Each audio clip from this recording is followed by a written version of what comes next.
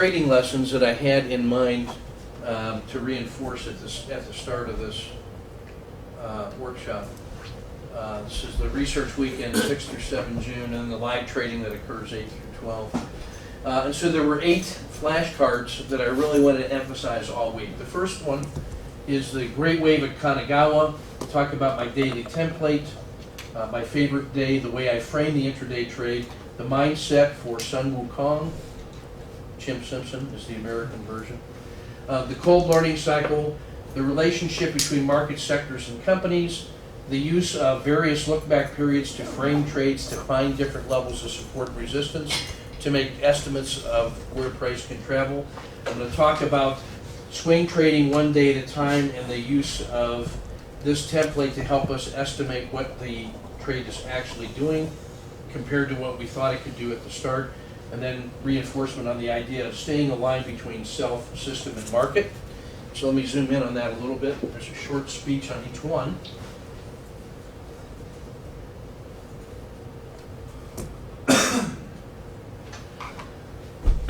So this famous woodcut, the Great Wave of Kanagawa, that's Mount Fuji in the background, just reminds me of the turbulence in the ocean and the vulnerability of our little boats, but the fact that you can get a boat out there. The power of waves, the different sizes of waves, the fractal nature of the waves, the repetition of that pattern of strength coming up, and you feel it can just keep going until where it can't, and then it starts crumbling and falls in a predictable pattern. The best thing you can do for intraday trading is go down to the beach and watch the waves for an hour. Don't do anything else. Don't read a book, don't drink a beer, don't talk to anybody, don't watch the seagulls so much. You can if you want, but watch the waves and look for patterns. Do that for an hour a day for 2 weeks, and you will automatically improve your trading. So what we're looking for intraday are the size and length and frequency of those waves. That's what statistics will give to us. So now my daily template, to take all the joy out of the wave and just reduce it to numbers, is my favorite daily template is at the open. This was the close, this was the open. According to the gap statistic, it is a small gap, and I'm going to trade it tightly. If it's a large gap, then I'm looking for great big volatility moves.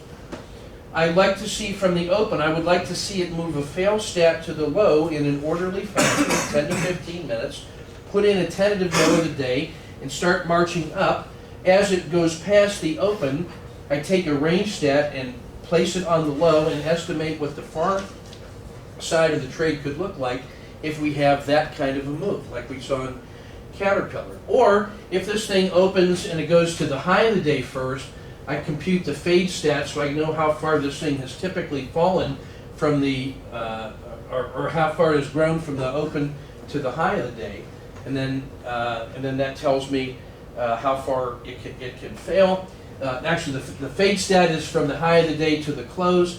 That says what's that retracement look like. A gain stat would be from the open to the high of the day.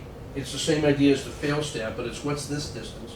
So you put all those pieces together and you come up with a composite wave. You know what the market or what the daily pattern for this thing typically is, so you know what normal looks like, you know what abnormal looks like, and what you're looking for is the confirmation or the failure of behavior at expected normal places. In terms of psychology, it's the monkey king. We have got to respect that animal nature inside of us, but we've got to learn to discipline it with the golden crown of discipline that forces us to do the right thing and keep him under control. When you are in the perfect balance, you have this kind of at least I do, I have this kind of a face on. Not a pretty sight, but the chimp is there, but he's disciplined and ready to act for the greater good. That's the guy I'm trying to be in the moment. Serious about my business. The cold learning style, I'm not going to go through all of this, but just a reminder that everything that sticks with us begins with a concrete experience that activates an emotional center, some kind of a feeling, an aha moment, that then proceeds towards a reflection or a reflective observation about that event. And then we place that into our overall worldview with abstract conceptualization, and then we test our tentative placement with active experimentation in order to see if our theory now fits, and when it does, we're back and now ready for the next aha feeling. If you read Kolb, there are preferences that we have in here, and you have different kinds of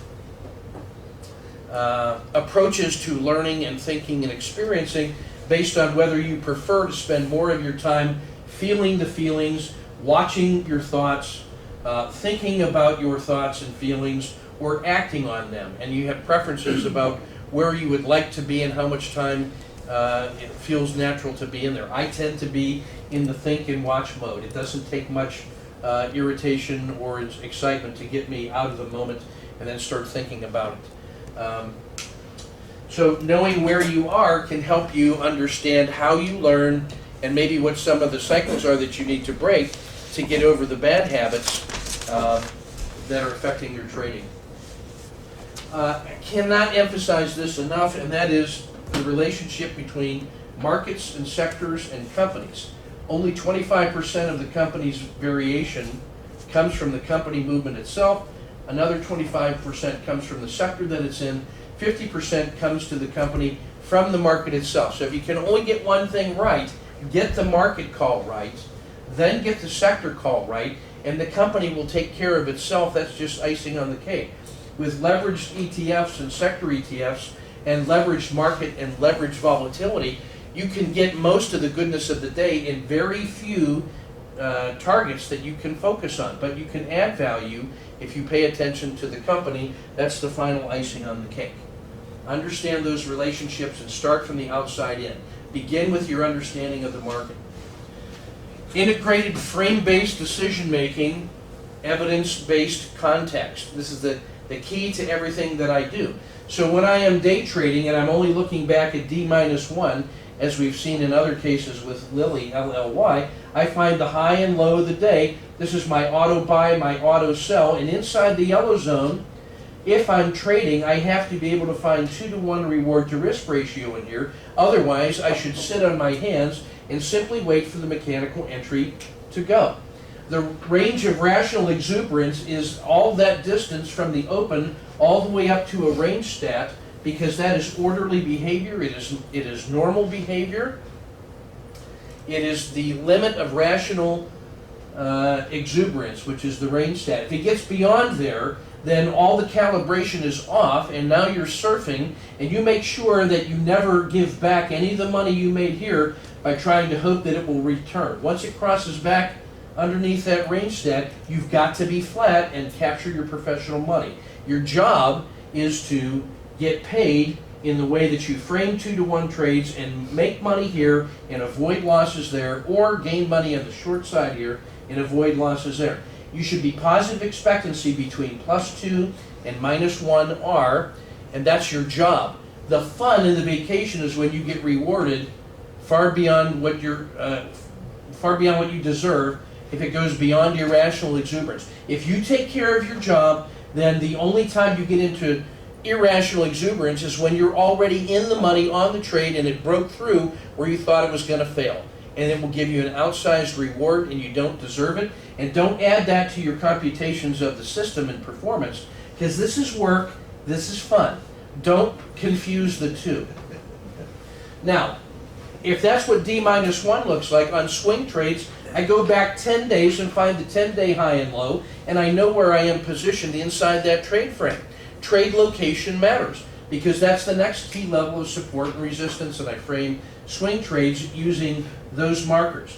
I go back 30 days, 100 days, 180 days to characterize different statistical measures of normal behavior and standard deviations. Depending on the length of the trade that you're in, you might use other frames, but the main idea is for each of those, I know what the key price levels are for support and resistance, and I use that to influence my decisions, which begin with activity on day one. Day one is when I'm stalking and I get an entry, and now I'm on day one technique, regardless of which time frame I hope that this trade develops into. I take it one day at a time and then off we go. Frame-based trading. Evidence-based trading. Next one. top-down trade framing, and this is my standard practice. I have a number of swing systems and swing strategies that generate signals. When they generate signals, I'm interested in them, and then on the setup day, it is a potential swing trade if I'm stalking it, and I have my mechanical entry and my mechanical stop, and I find the 10-day high, and if there's more than 2 units of reward to 1 unit of risk, it qualifies for the trade. Most of my swing trade systems work on between 1 and 5 days to get an 8 to 10% kind of a move. And so if the perfect rational trade starts off well and goes directly to the 10-day high on a straight line, I call that the rational line or the perfectly efficient line. If you get the hypothetical return over the average number of days in the trade, you get this perfectly rational line. If price is performing right along that line, it is exactly as expected on a winning trade. If you get a move to that 10-day high sooner, that doesn't mean this is the one that's going to go to the moon. It just means that you got great time value of money and it made the move that you're entitled to expect faster. So when it gets up here, I don't think this is going to explode just because it got there faster. I'm looking to preserve my exit with a Zeno stop. And then if it goes through, we're into irrational exuberance, and I know how to trade that. But I don't confuse the joy and the fun with my job, which is to manage that exit on the best possible trade in the shortest period of time, moving to where I hoped it would be. I can't give any of that back by looking at the land of milk and honey out here. Don't confuse fun with your job. Now this is one where it's good enough to stay in. It's not quite the rational line, but it's doing better than my accelerating time stop. At the end of 5 days, if it hasn't moved that far, then I have to think something else is going on. So there's a time limit to how long I'm going to stay in there. Call it 5 days, call it what you will, understand your system and its average performance, and you'll know how far to let it go. But after the initial risk, I start managing that stop up, and then this has to either get better or I thank it for what it did. This is the break-even point. If I ever, after a couple days, am in the money, and it was underperforming, why would I ever let it go back below the zero line? Why should? This was already something that was horrible. It's not horrible, it's just not good enough. So you can ask yourself, is there some time by which the trade should start working if it's going to work? In other words, a 5-day swing trade from a critical state better work in 1 or 2 days and start moving, but if it's just flat, something else is going on, and failure to follow through is evidence and should be acted on. Just cut it off. There's plenty more fish in the sea that want to go this way. Don't try to make it work through the force of will.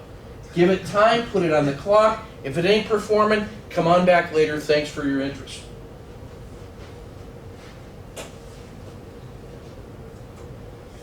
Finally, you've got to understand self, system, and market, your beliefs, your actions, and the way you integrate those. Take a look at Patrick Birch's discussion of that. His charts are beautiful and brilliant. You want to expand this sweet spot in the middle where all 3 of these things are working together. That's the only place you can make any money if you can make money. It's hard enough to make money when you are aligned. You still have to execute well. You got to plan, prepare, execute, and assess every day. That's your job, to stay in the sweet spot. And your job is to research so that you can expand each of these areas through deeper understanding and sifting over the evidence. And when you're gathering evidence, you don't know how good the evidence is or what it proves until you get it back to the lab. So keep digging. You don't even need to know why. As long as you're digging, get it back to the lab and then sort it out and see what you got. You cannot tell in the moment when you're gathering data in your trade journal what the actual conclusion is going to be until you get it back there and compare it to 30 other samples.